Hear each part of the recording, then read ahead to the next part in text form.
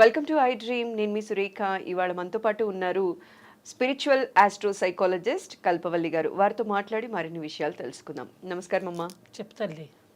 అమ్మ, నార్మల్గా ఆడవారు కానీ అమ్మాయిలు కానీ ఒక పుణ్యక్షేత్రానికి వెళ్ళినప్పుడు వాళ్ళకు ఉన్నటువంటి నెలసరి సమస్య కొన్నిసార్లు హార్మోనల్ ఇంబ్యాలెన్స్ వల్ల కావచ్చు, ఓవర్ స్ట్రెయిన్ వల్ల కావచ్చు, అనుకున్న సమయానికంటే ముందు కానీ వెనక కానీ ఎప్పుడు వస్తుందో తెలియదు కదమ్మా. అలాంటి నెలసరి సమస్య కనుక క్షేత్రాల్లో వచ్చినట్లయితే ఎలా అమ్మ? అది పాపమని కొందరు అంటూ ఉంటారు, చాలామంది భయపడిపోతూ ఉంటారు. అసలు మానవ జీవితంలో చాలా విషయాలు ఉంటాయి. దాన్ని మనము ప్రతిదానికి మూఢనమ్మకం కింద జమ కట్టకూడదు. మన వాళ్ళు చేసే పని ఏంటంటే ప్రతిదానికి ఒక మూఢాచారం, ఒక మూఢనమ్మకాన్ని కలిపేస్తారు. దానిలో ఉండేటువంటి వైజ్ఞానికంగా కానీ ధార్మిక వ్యవస్థ కానీ వాటిని సరి అయిన విధానంలో తీసుకోక తెలుసుకోక ఇబ్బందులు పడుతూ ఉంటారు. మన జీవన వ్యవస్థని, మన జీవన విధానాన్ని సరిగ్గా పెట్టుకోవాల్సిన బాధ్యత మనదే. మనమంతటికి మనమే అన్నీ తెలుసుకోక, మనం పెట్టుకోక వేరే వాళ్ళని, వేరే విధానాలని అనడం తప్పు. మన తప్పు మన దగ్గరే పెట్టుకుని దాన్ని ధర్మం మీదను, మతం మీదను, ఏమీ లేనటువంటి, తెలియనటువంటి, మీకు తెలియనటువంటి, కనిపించినటువంటి దాన్ని భగవంతుడు అనే మాట మీద తోసేయడము, మూఢాచారం అనే ప్రతి విషయాన్ని కొట్టిపారేయడము, ఇలాంటివన్నీ చేయడం వలన ఏవైతే ప్రబలకూడదు అనుకుంటున్నామో అవే ప్రబలుతున్నాయి. ఏదైతే అధర్మం ప్రబలద్దు, ఒక ధర్మం అనేది ఉండాలి అని అనుకుంటే దాన్నే పెంచేస్తున్నారు మీరు, అధర్మాన్ని. రెండవది ఏంటంటే ఒక సాంప్రదాయమైనటువంటి విషయాలని దాన్ని తీసిపారేస్తున్నారు. రెండవది ఏంటంటే కుల మత విచక్షణ అనేది లేకుండా ఏది పడితే అది, ఎలా పడితే అలా మాట్లాడేస్తున్నారు. కానీ వీటన్నిటికీ ముఖ్యంగా మనిషే ఆధారం కదా. మనిషి లేనిదే ఇవన్నీ రావు కదా. అలా ఉన్నప్పుడు, మనిషియే ఆధారంగా ఉన్నప్పుడు, మనిషికి జీవన వ్యవస్థ పుట్టినప్పటి నుంచి కాలం చేసేంత వరకు ఎన్నో విషయాలు జరుగుతూ ఉంటాయి. మరి అంతటి వ్యవస్థకి మళ్ళీ ఒక వైద్య విజ్ఞానం కూడా ఉంది మనకి. అలా ఉన్నప్పుడు శరీర వ్యవస్థ భగవంతుడు సృష్టి చేసినప్పుడే అన్నిటినీ పెట్టాడు. పుట్టినప్పుడు ఇంతే ఉంటుంది. అసలు పుట్టుకకి కారణమైనటువంటిది బిందుమాత్ర స్వరూపం. మనము ఒక చిన్న అణువు, ఒక అండము, పిండము, బ్రహ్మాండంగా మారుతాం మనం. అంటే సృష్టి జరగడానికి గల కారణం అమ్మవారు ఏం చెప్తుంది? ప్రకృతి పురుషుడు కావాలి అని అంటే ఒక క్షేత్రం కావాలి, ఒక బీజం కావాలి. ఇవి రెండు జరిగితేనే మనకి సృష్టి జరుగుతుంది అని చెప్పింది. మరి ఇవన్నీ కూడా అమ్మవారు చెప్పినట్టు విధానంలో చెప్తే అదే దాన్ని మనం పుట్టిన తర్వాత మన వైద్య విజ్ఞానంతో ఏమిటి ఇది అని కూడా ఉన్నదాన్ని సెర్చ్ చేసి దాన్ని రీసెర్చ్ చేస్తున్నాం. మళ్ళీ రీసెర్చ్ అంటే అర్థం ఏంటి? ఉన్న దానిలో నుంచి వెతుక్కోవడమే. అంటే జ్ఞాన సముపార్జన ఇంకాస్త పెంచుకోవడమే తప్ప అజ్ఞానంలో కిందికి వెళ్ళిపోదామని మాత్రం కాదు. మరి అలా తెలుసుకునేటప్పుడు సృష్టికి మూలమైనటువంటిది ఏమిటి? స్త్రీ. ఈ స్త్రీయే అంటే మరి పురుషుడు కాదా? పురుషుడు కూడా అవసరమే. పురుషుడికి ఉండేటువంటి విధానంతో స్త్రీ యొక్క క్షేత్రంలో ఆ పురుషుడు వేసేటువంటి బీజం వల్ల గర్భం ధరించాలి అని అంటే ఒక సైకిల్ ఏర్పడాలి స్త్రీకి. మరి స్త్రీకి సైకిల్ ఏర్పడుతుంది అని అంటే విజ్ఞానం వాళ్ళని కనుక మనం డాక్టర్ని తీసుకొచ్చి కూర్చోబెడితే ఒక అమ్మాయికి గర్భవతి అవ్వడానికి ఏం కారణం, ఎట్లా ఉండాలి అని అంటే ఎవరు పడితే వాళ్ళు గర్భవతులు కాలేరు కదా. అమ్మాయి 11 నుంచి ఇప్పుడు ఈ రోజుల్లో అయితే 11-12 ఏళ్ళకే రజస్వలు అవుతున్నారు.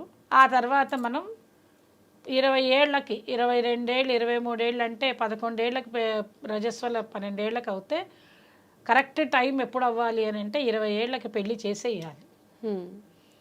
ఎక్కువ రోజులు రజస్వలు అయిన తర్వాత అన్ని రోజులు ఉంచకూడదు. ఎందుకని? రజస్వలు అయిపోయిన తర్వాత ప్రతి 14 రోజులకి అండం విడుదలవుతూనే ఉంటుంది. అంటే దానికి ఆకలి దాని వేస్తూనే ఉంటుంది. ఈ విజ్ఞానం ప్రకారంగా మీకు లోపల జరిగేటువంటి విధానం అంతా జరుగుతూనే ఉంటే మనమేం చేస్తున్నాం, ప్రకృతికి ఎదురు ఇస్తున్నాం.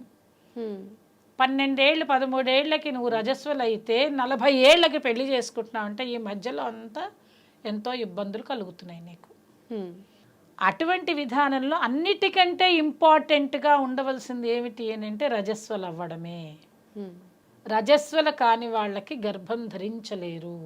ప్రతి 14 రోజులకి అండం విడుదలవుతుంది, 28 రోజులకి మళ్ళీ పీరియడ్ స్టార్ట్ అవుతుంది, చంద్రోదయం అవుతుంది.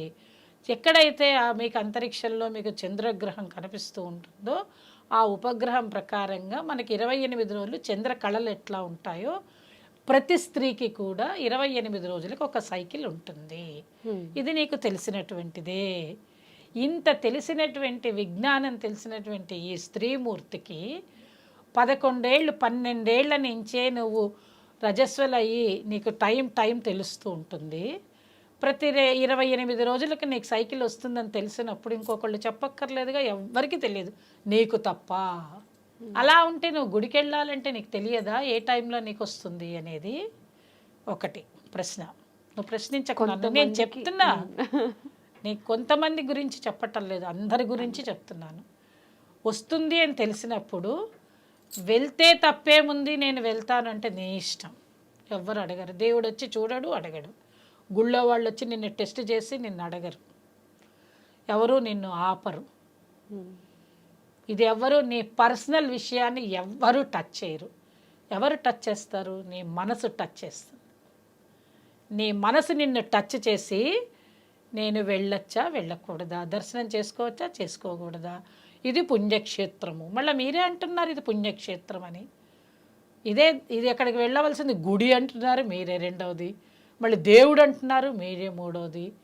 అంటే ఇక్కడికి వెళ్ళకూడదు అనే మాట కూడా మీరే అంటున్నారు. ఇంకా మీకు ఇన్ని ప్రశ్నలు మీ దగ్గరే ఉండి మీ జవాబులు మీ దగ్గరే ఉంటే ఇంక ఎదుటి వాళ్ళని ప్రశ్నించడం అవసరమే లేదు. First point. మనకే అన్ని విషయాలు తెలిసినప్పుడు మనం ఎదుటి వాళ్ళని అడగకూడదు. స్త్రీలు ముఖ్యంగా మనం చేయవలసింది, మనకి తెలుసు ఏ సమయంలో మనం అవుతామనేది. ప్రతి 28 రోజులకి మనకి సైకిల్ వస్తుంది అని అంటే ఈ డేట్స్ ఉన్నాయంటే ఒక వారం రోజు, ఎప్పుడు కూడా 4-5 డేస్ ముందు మళ్ళీ మనం వెనక్కి జరుగుతాం. అంటే కనీసం ఒక వారం రోజుల ముందు మనం ఆ క్షేత్రానికి వెళ్ళవలసినటువంటి ప్రదేశానికి ఏదైతే వెళ్తామో అక్కడికి మనం చేయకూడని పని ఆ సమయంలో ఉంటుందో అక్కడికి వెళ్ళకుండా మనం ప్లానింగ్ చేసుకోవాలి. ఫస్ట్ పాయింట్ మీరు అడిగిన దానికి.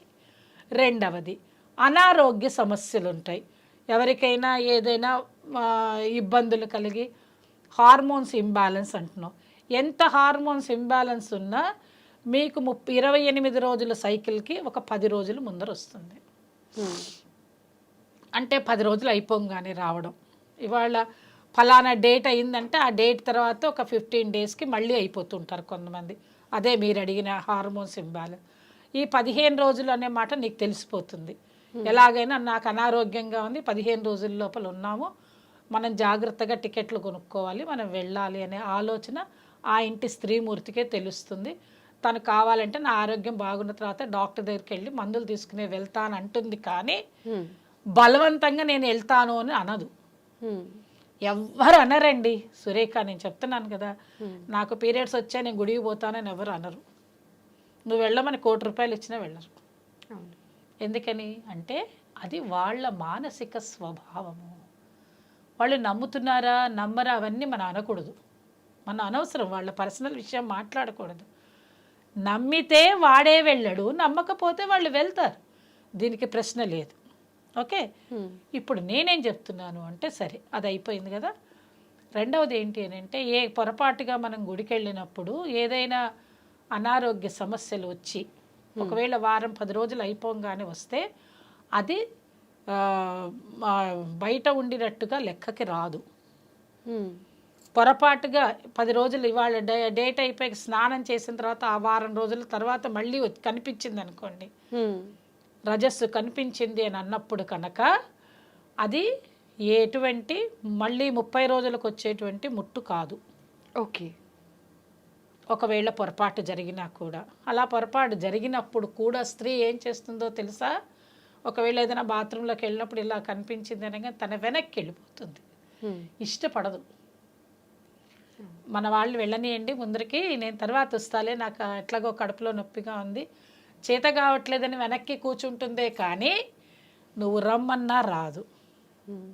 ఇది ఎవరికి డిసిప్లైన్ అంటే స్త్రీకి ఉండే డిసిప్లైన్ ఇది. స్త్రీమూర్తికి దండం పెట్టాలి. స్త్రీ ఎప్పుడూ చాలా చక్కగా తన క్రమశిక్షణలో తను ఎప్పుడు ఉంటుంది. ఇలాంటి విషయాలలో తప్పు చెయ్యదండి. ఇవన్నీ మన వాళ్ళు, మీడియా వాళ్ళు, తర్వాత మిగతా వాళ్ళందరూ దాన్ని పాపం మసిబూసి మారేడికాయ చేసి ఏదేదో కల్పించేస్తున్నారు. అలాంటిది ఏమీ జరగదు. రెండవది ఏంటి అంటే, తెలియకనో తెలుసో కనుక స్నానం అయిపోయిన తర్వాత కూడా ఒకవేళ కొంచెం ఎవరికైనా అనారోగ్య సమస్యలతోటి బ్లీడింగ్ ఉంటే 5 రోజుల తర్వాత వాళ్ళ టికెట్లు కొనుక్కుంటే వాళ్ళు వెళ్ళాల్సి వచ్చింది అనుకోండి, 5 రోజులు 6 రోజుల తర్వాత అప్పుడప్పుడు స్పాటింగ్ జరిగిన దానివల్ల తప్పు లేదు. ఓకే, అదేం తప్పు కాదు. 5వ రోజు తర్వాత 6వ రోజు తర్వాత 7వ రోజు తర్వాత ఎప్పుడైనా స్పాటింగ్ కనిపించింది అని అంటే పొరపాటు అయ్యి దర్శనంకి వెళ్ళినప్పుడు అయితే దానివల్ల నష్టమేం లేదు. దాన్ని ఎవ్వరు ఏమి అన్నారు. ఆ సైకలాజికల్ ఫీలింగ్ పెట్టుకోకూడదు. ఇది పొరపాటుగా జరిగినట్టయితే. కావాలని పోవాలి నేను చేస్తాను అంటే అది ఎవరి మనోవిజ్ఞతకి వాళ్ళని వదిలి పెట్టేయాలి. అంతకు మించింది ఏమీ లేదు. దాని నుంచి నీవు అడిగిన మంచి ప్రశ్న అడిగో. దీని నుంచి సంసారాలు విడిపోతున్న కుటుంబాలు చాలా ఉన్నాయి దీనివల్ల. ఏంటి అని అంటే ఇళ్లల్లో కొట్లాటలే దీనివల్ల. దానివల్ల అది పెరిగి పెద్దదవుతుంది. పాపం ఆ అమ్మాయి ఏమైనా కావాలని చేస్తుందా అండి? 15 రోజులకి 18 రోజులకి రారా అంటే వస్తాయా? రావు కదా. అది ఆడవాళ్ళు అర్థం చేసుకోవద్దా? చేసుకోవాలి. ఇంట్లో ఉండే ఆడవాళ్ళు అర్థం చేసుకోవాలి, భర్త కూడా అర్థం చేసుకోవాలి. ఏదో అనారోగ్య సమస్య వల్ల వచ్చింది కాబట్టి పొరపాటు అయింది, నేను ఆగిపోతాను. ఇంతలోపల దేవుడు అంటే ఏంటండి? మీరు నమ్మేటువంటి విధానము, మీ క్రమశిక్షణకి భగవంతుడు అనేటువంటి మాట. దేవుడు అంటే ఎప్పుడు ఆంజనేయ స్వామి గద పట్టుకొని వచ్చి అక్కడ కూర్చోడు, మీ మనసులోనే ఉన్నాడు. శ్రీమాత వచ్చి అక్కడ కూర్చోదు, శ్రీమాత మీలోనే ఉంది. మీరు ధార్మిక జీవనానికి నాంది పలికితేనే మీ దగ్గర ఉంటుంది. మీరు అధర్మంగా ప్రవర్తిస్తానంటే ఇంకా దానికి దేవుడు అనే మాట ఎందుకు? ట్యాగ్. మీ పని మీరు చేస్తూ నాకు మళ్ళీ దేవుడు చేశాడు ఈ పని అండం ఎందుకు? మనకు తెలుసు కదా ఏం చెయ్యాలి ఏం చెయ్యకూడదు. మళ్ళీ మనం ఎందుకు దీనికి ట్యాగులు పెట్టడం? కాబట్టి ధార్మిక జీవనాన్ని ఎప్పుడు కూడా ఎవరు అవలంబిస్తారో ధర్మం తెలుసుకుని ప్రవర్తిస్తే వాడు సవ్యమైన మనిషి. ఆ కుటుంబంలో కానీ బయట కానీ ఎక్కడైనా సరే భార్యని భార్యలాగా చూడాలి, భర్తని భర్తగా చూడాలి. తల్లిదండ్రులు ఎట్లా గౌరవిస్తాం అత్తమామల్ని అంతే గౌరవించాలి. అత్తమామలు కోడళ్ళని ఎలా గౌరవించాలి అంటే కూతుర్లను ఎలా గౌరవిస్తారో కోడళ్ళని అలాగే గౌరవించాలి. అంటే దీని అర్థం ఏంటి? మనిషితోటి గౌరవప్రదంగా ఉంటూ ఆప్యాయత అనురాగాలతో ఉంటే, అంటే ఇక్కడ పోట్లాడకూడదా అమ్మా, తిట్టకూడదా అమ్మా, నీ వెంటనే నీ మనసు చూస్తే నీ మొహం చూస్తే నాకు అర్థమైపోతుంది. పోట్లాడాలి, అరవాలి, తిట్టుకోవాలి, కానీ బంధం అనేది విడిపోకుండా ఉంచుకుని జాగ్రత్తగా కాపాడుకుంటూ ఉండేదే బంధము, అదే బాంధవ్యము. ఈ చిన్న చిన్న విషయాలని పెద్దవిగా చేసి పాపం వాళ్ళు ఆల్రెడీ ఆడపిల్లలు ఎంత బాధపడుతూ ఉంటారో ఆ సమయంలో. ఎందుకంటే శారీరకంగా చాలా బాధ ఉంటుంది వాళ్ళకి. అలాంటి బాధపడుతున్న పిల్లల్ని నువ్వు ఇంకా ఏవేవో పెట్టి తిట్టకూడదు. గుళ్ళకి వాళ్ళు రారు, గుడికి గోపురానికి రారు, పెళ్ళి పేరెంటాలకి రారు, అలాంటివి ఏవి కలపరు, అలాంటివి చెయ్యరు. పొరపాటుగా ఏదైనా జరిగింది అంటే మనం అడ్జస్ట్ చేసుకుని వాళ్ళే బయటికి వెళ్ళిపోతారు. దాన్ని హైలైట్ చేయకూడదు. గుడి దగ్గరికి వెళ్ళినప్పుడు అయ్యింది అనుకోండి, ఆడపిల్లలు ఉంటారు, పెద్దవాళ్ళ దాకా ఎందుకు, చిన్నపిల్లలు ఉంటారు, దానికి ఏం చేస్తాం, అమ్మ బయటకు వచ్చేస్తుంది. ఓకే నాన్న పర్వాలేదు లేరా, దేవుడికి అన్నీ తెలుసు, మనం ఎందుకులే నాన్న, మనం వెళ్ళి హోటల్లో కూర్చుందో నాన్న వాళ్ళు వెళ్ళి వస్తారంటే అయిపోయే.